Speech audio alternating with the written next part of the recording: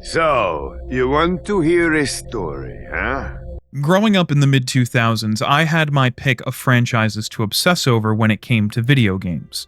Kingdom Hearts, Assassin's Creed, Call of Duty, you name it. But there was one that no matter how long it had been, I was always excited for its newest release.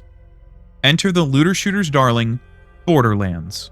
With Borderlands 4 announced for a September release, I figured it's just as good a time as any to take a look back at the mainline games. So come catch a ride as we embark on the Borderlands Retrospective. But first, let's take a look at what you would get if you bought Borderlands brand new back in the day. So as you can see, we have two editions of the game here. We have the PS3 Game of the Year edition, which was the re-release of Borderlands with all of its included DLC, and we have the PS4 Game of the Year Enhanced edition, which is what I've played for this video. So let's take a look at the PS3 version first. Flip it over to the back. Action RPG meets first-person shooter. We got a couple screenshots and then a little description about each of the 4 DLCs. One thing to note is that you could play this split-screen co-op. That was a big deal back then. So we crack it open. The disc isn't there. It's in another case somewhere, I assure you. But we have this really nice, before we get into the leaflets, this really nice backdrop image of all of these red-eye claptrap. Now let's take a look at the inserts. So first we have the manual, we have a Duke Nukem promotion, and we have a poster. So we'll take a look at the manual first. Pandora's Box manual. You can tell this was the mid-2000s. Duke Nukem Forever on the back. Again, fully colorized manual, screenshots, details about the controls and everything you could ever want, a breakdown of all the characters. This was when manuals were still going strong, and as you know, I sorely, sorely miss them. Again, Duke Nukem Forever, nothing here but just a first access code that no longer works. And this is the big one. I don't know if we'll get it all in frame. There we go. This poster was included with the Game of the Year edition. I got mine used, so the fact that this is still there is actually really cool to me. It's a map of the game with all the different landmarks marked ahead at the bottom. And on the flip side, there is the 4 DLCs. It's essentially the box art on a poster, so that's really neat. Now, the Game of the Year Enhanced Edition for the PS4. This one, the disc is in it. You can see it has the same box art as the slips. Sadly, no manual this time, just a little warnings label like most modern games at the time of this release. And this also comes with a map. It's the same thing as the previous map on the one side, but the difference is this one doesn't have the DLC characters. This one is the box art for the PS4 edition. Taking a look at the back of the box, Action RPG meets first-person shooter. It doesn't have a full breakdown of all the DLCs, but it does note that all the DLCs are included. And that's what you would get if you bought Borderlands new. Our journey begins on the desolate wasteland of Pandora. 4 strangers board a bus and begin their hunt for the infamous vault. The vault is a legend to most. It's said to house anything between alien tech to weapons, to riches beyond your wildest dreams. Many come to Pandora to find it, but no one ever has. Enter our main cast of Roland, Lilith, Brick, and Mordecai. Each of the Vault Hunters have their own unique skills to handle the beasts and bandits of Pandora. Roland is the soldier class. He has a turret that he can deploy to lay cover fire, heal himself and allies, and keep everyone topped off in ammunition. Lilith is a siren, a rare being who can phase between planes of existence to attack her enemies. Think of her as the mage class. Mordecai is the sniper or ranger who sends out his pet bird Bloodwing to pester and deal damage to enemies. Finally, we have my favorite Vault Hunter, Brick. Brick is the berserker / barbarian class, whose special ability sees him ditch his weapons to beat enemies to a pulp with his fists. Upon choosing a character, you're informed that each of them has a preferred weapon choice. Roland prefers combat rifles and shotguns, Lilith likes weapons that deal elemental damage, Mordecai obviously prefers snipers, and Brick loves explosives. These aren't hard restrictions on your character, but more so recommendations, because each of the characters will have talents that synergize with these weapon types. but more on that later. Upon picking your character, you are contacted by a mysterious voice in your head, claiming that she's here to help guide you to the vault, and it all starts with you getting off the bus. After the bus pulls away, you are greeted by Borderlands' premier mascot, CL4P-TP, or Claptrap. He will present you with an echo device that acts as your HUD and comms link, and thus the tutorial begins. You're introduced to the basic movement controls, the limited character customization, which consists of color adjustments to your character's outfit, and extra hats if you're playing the Game of the Year or Enhanced Edition. This also helps introduce you to the new U Station, which is where you'll revive if you fall in combat, for a price. After the brief introduction, you're attacked by bandits and you fight your way into the town of Firestone. Once the town is clear of enemies, you'll meet Dr. Zed. He'll inform you that you'll have to prove yourself before he can open the gates that lead you to New Haven, which is this game's major hub. So you start by clearing out skags and bandits. Eventually, you meet TK Baja, who gives you access to the first subzone of the game, Skag Gully. It's here where your first boss awaits. Making your way through the gully, you'll encounter the aforementioned skags, the annoying racks, and finally, the man with 3 balls himself, Nine Toes. No, seriously, he has 3 balls, it says so in his title card. After dealing with him and his pets, you grab your loot and head back to Firestone. You proceed to help clear out the bandit infestation by taking out Bonesaw and finally learning about Sledge. Angel tells you that if you want to reach the vault, you'll have to go through him. There's just one problem. Sledge's safe house is locked tight, so you head into a local psycho-infested mine to fetch the key. This is one of the few dungeon-like areas in the game. This has close quarters, enemies that respawn after a little time has passed, and it all ends with a mini-boss. The reason why I say mini-boss is because there's actually a difference between a mini-boss in this game and a regular boss. Nine Toes is a regular boss, he has a title card. But you'll fight minor bosses such as Bonesaw or the Psycho in the mine, and they won't get the same pleasantries. With the key in hand, you make your way to the safe house, and it's here where you are met with dozens of bandits and psychos standing between you and the big bad man himself. Angel wasn't kidding about how strong Sledge is, by the way. I died multiple times fighting him, but in the end, I prevailed and was rewarded with his shotgun and a strange alien artifact. Back at Firestone, you're given access to leave the arid Badlands and start making your way to New Haven. This is where your journey for the vault really begins. From here, you'll follow clues, learning that the artifact you hold is actually only a piece to something much more. You'll meet a cast of characters who you'll help out, and they'll give you more breadcrumbs to follow. Along your journey, you'll meet Patricia Tanis and Commandant Steele. The former, a crazed scientist who's been studying the vault and the aliens who've created it, called Iridians. The latter, the leader of the Crimson Lance, a military group making their own push for the vault. With the stage set, let's discuss the tools you'll need on your journey to the vault. Borderlands is a first-person shooter at heart, with RPG mechanics built around it. I mentioned each of the 4 main characters have a unique ability they can use. We'll call this their ultimate ability. On top of that, each character has 3 different skill trees that they can spec into starting at level 5. These trees help to add support to you and your teammates. We'll take a look at Roland, as he was the character I chose for this playthrough. His trees all center around his Scorpion turret, and they have abilities that allow him to heal himself and his allies, refill their ammo, and even some that augment the turret itself. The other skills in the trees augment Roland. I focused on skills that enhanced his abilities with combat rifles and shotguns, but also ones that increased his firepower, as well as the rate at which his turret comes off cooldown. The way to earn skill points is by gaining XP and leveling up. XP is earned as it is in most RPGs, by doing missions and defeating enemies. By the time I rolled credits, I was in the 30s and had one tree almost entirely filled out and a second tree started. By the time you hit max level, you can fill just about all 3 trees. However, this is only possible by owning the DLC for Borderlands, which adds levels to earn along with new gear. Skill points aren't the only way to kit out your Vault Hunter. Being the pioneer of the looter-shooter genre means Borderlands has no shortage of weapons you can earn.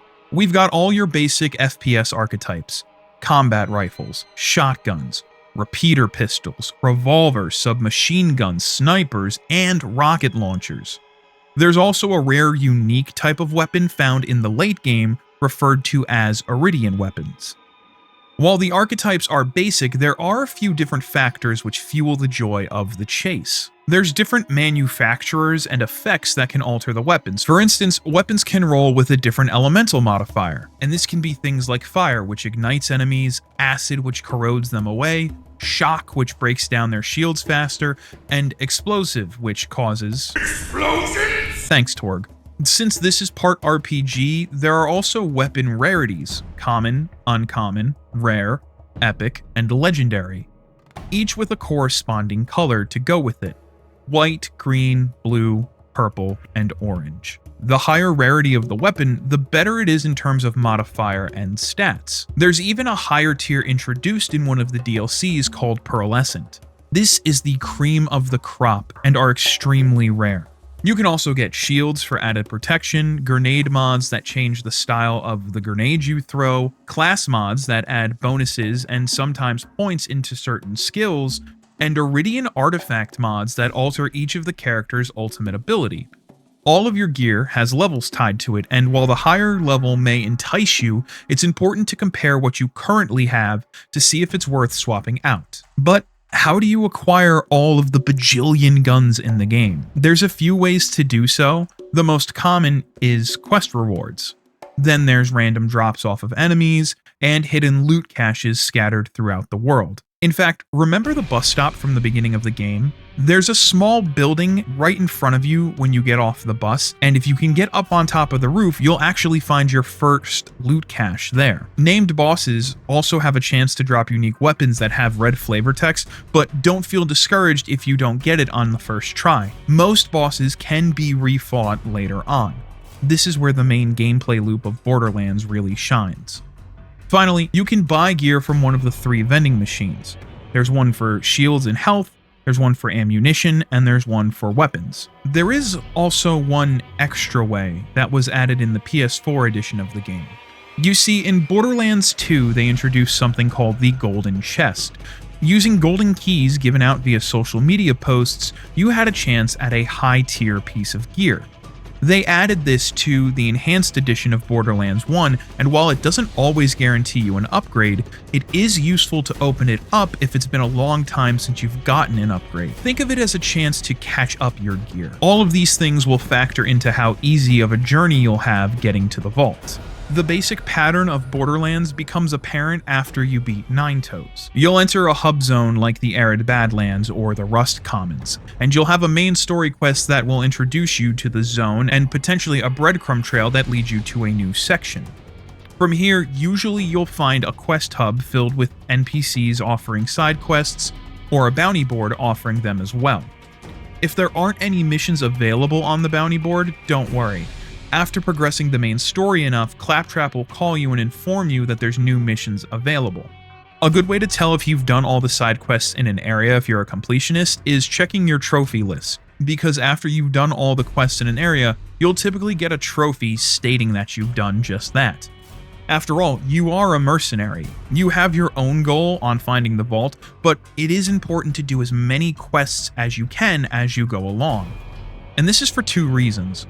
1, it gives you a greater context of Pandora and what's going on, and 2, Pandora is a ruthless place, and if you aren't prepared, you're not going to survive.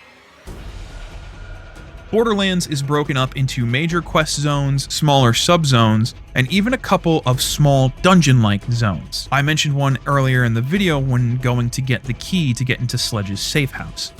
There are plenty of side quests to do in each of these zones, and they net you XP and the aforementioned extra gear and loot. Usually, side quests are just extra to pad out game time. The same can be said for Borderlands, except for a few instances. In a couple of the bigger zones, you'll find side quests to pick up audio logs from Patricia Tannis. These are your first introductions to her, and they're a good way of world building.